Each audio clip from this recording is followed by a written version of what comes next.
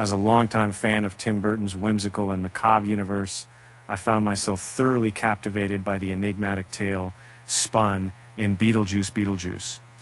Winona Ryder's return as Lydia, alongside the luminous Jenna Ortega as Astrid, was a delightful journey through the realms of the supernatural and familial discord.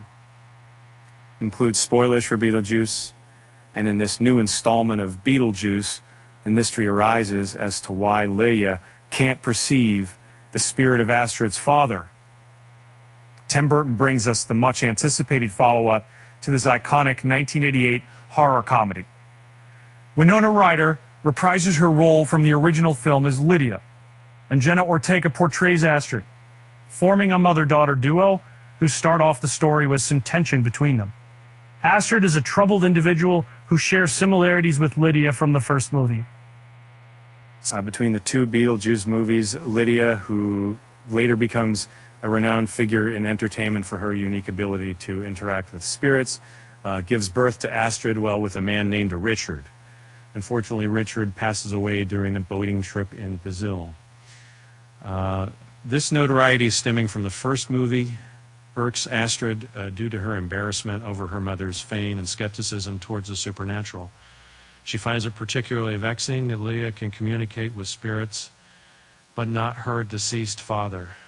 However, this issue is addressed by the end of Beetlejuice 2, although some questions remain unanswered.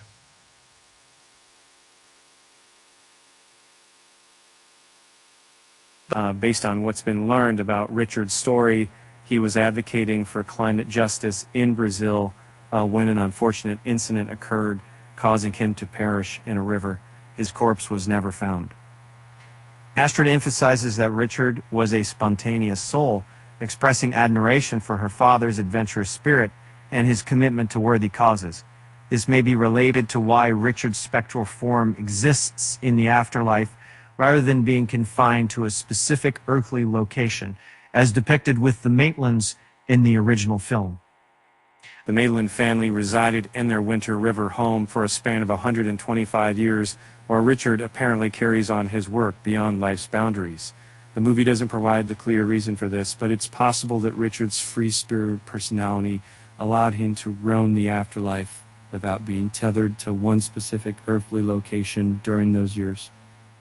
Now, as a result, he can't physically return to Earth and communicate with Lydia directly, but he can still keep watch over both Lydia and Astrid from his afterlife vantage, as it is at time.